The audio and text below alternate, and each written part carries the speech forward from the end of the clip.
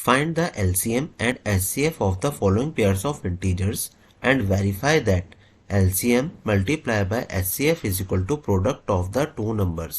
हमारे पास first one part में जो नंबर्स अवेलेबल है वो है 26 एंड 91। तो हमें इनके लिए सबसे पहले LCM और फिर HCF को फाइंड आउट करना है। तो चलिए देखते हैं।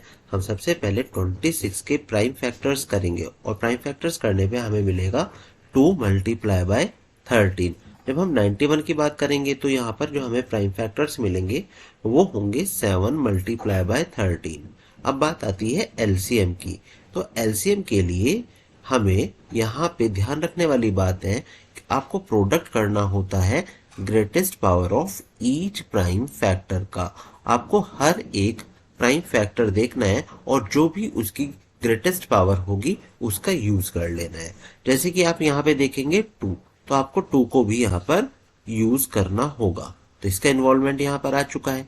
नेक्स्ट वन है आपके पास 7, तो 7 प्राइम फैक्टर भी लेंगे और ग्रेटेस्ट पावर आपको यहाँ पर देखने के लिए नहीं मिलेगा क्योंकि 7 यहाँ पर 91 में ही आपको देखने के लिए मिल रहा है, 26 में अवेलेबल नहीं है।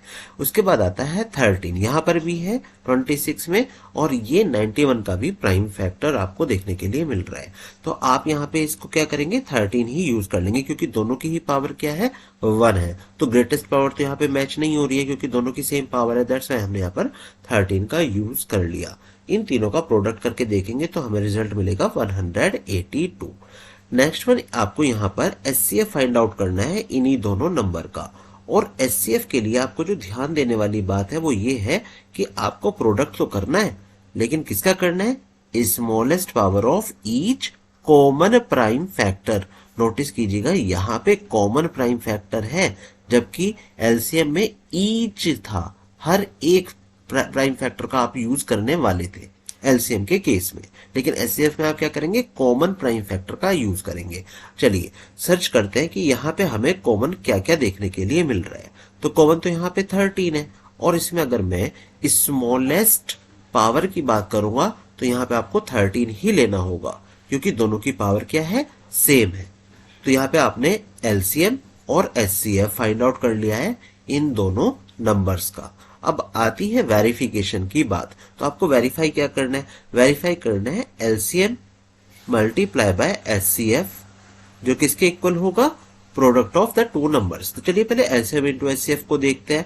तो ये हो जाएगा आपका 182 मल्टीप्लाई बाय 13।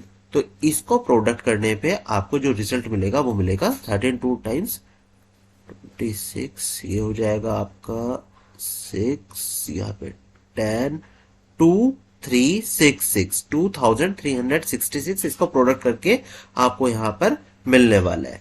तो प्रोडक्ट ऑफ टू नंबर्स भी देखना होगा हमें, तो ले लेते हैं product of two numbers. Product of two numbers is equal to 26 multiply by 91। 26 one times 26 और ये हो जाएगा आपका 200। ये आपको देखिए दोनों के दोनों प्रोडक्ट सेम देखने के लिए मिलेंगे। तो आप यहाँ पर क्या लिखेंगे, क्योंकि आपको सेम मिले हैं तो आप लिखेंगे LCM multiply by HCF is equal to product of two numbers. ये आपने यहाँ पे इसको प्रूव कर दिया है।